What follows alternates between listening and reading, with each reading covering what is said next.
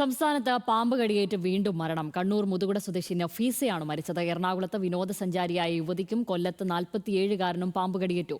സംസ്ഥാനത്ത് ഇന്നലെ മാത്രം 15 പാമ്പ് കടിയേറ്റ സംഭവങ്ങളാണ് 108 ആംബുലൻസ് സർവീസിലൂടെ മാത്രം റിപ്പോർട്ട് ചെയ്തത്. താപനില ഉയരുന്നതോടൊപ്പം സംസ്ഥാനത്ത് പാമ്പ് കടിയേൽക്കുന്ന കേസുകളും വർദ്ധിക്കുകയാണ്. കണ്ണൂരിൽ കഴിഞ്ഞ വെള്ളിയാഴ്ച പാമ്പ് കടിയേറ്റ വയോധിക മെഡിക്കൽ കോളേജിൽ ചികിത്സയിലിരിക്കെ ഇന്ന് മരിച്ചു. മുതുകുട സ്വദേശി നബീസയാണ് മരിച്ചത്.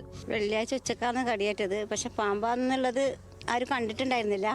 അപ്പം അവരുടെ മകളുടെ മകന് പള്ളിയിൽ പോയിട്ട് വരുമ്പോൾ പറഞ്ഞു, എനിക്ക് കഴിയുന്നില്ല, ക്ഷീണാമെന്ന് എന്നിട്ട് അവിടെ കടന്നിട്ടുണ്ടായത്. എറണാകുളം ചെറായിലെ റിസോർട്ടിലെത്തിയ യുവതിക്കും കൊല്ലത്ത് 47കാരനും ഇന്ന് പാമ്പ് കടിയേറ്റു.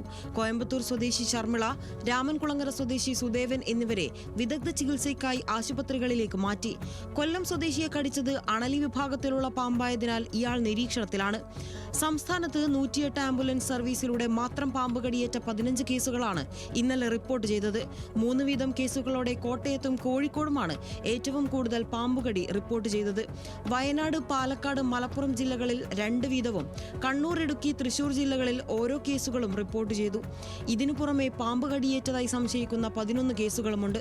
തിരുവനന്തപുരത്ത് 3ഉം കോഴിക്കോട്, തൃശൂർ എന്നിവിടങ്ങളിൽ 2ഉം കാസർഗോഡ്, മലപ്പുറം, പാലക്കാട്, ആലപ്പുഴ ജില്ലകളിൽ ഓരോ കേസുകളുമാണ് പാമ്പ് കടിച്ചതായി സംശയിക്കുന്നത്. അപകടങ്ങൾ വർദ്ധിക്കുന്ന സാഹചര്യത്തിൽ ആരോഗ്യവകുപ്പ് പുറപ്പെടുവിക്കുന്ന മാർഗനിർദ്ദേശങ്ങൾ കൃത്യമായി പാലിക്കണമെന്ന അറിയിപ്പുണ്ട്. അതേസമയം പാമ്പ് കടിയേറ്റതുമായി ബന്ധപ്പെട്ട ഔദ്യോഗിക കണക്കുകൾ ആരോഗ്യവകുപ്പ് ഇതുവരെയും പുറത്തുവിട്ടിട്ടില്ല. ന്യൂസ് മലയാളം, തിരുവനന്തപുരം.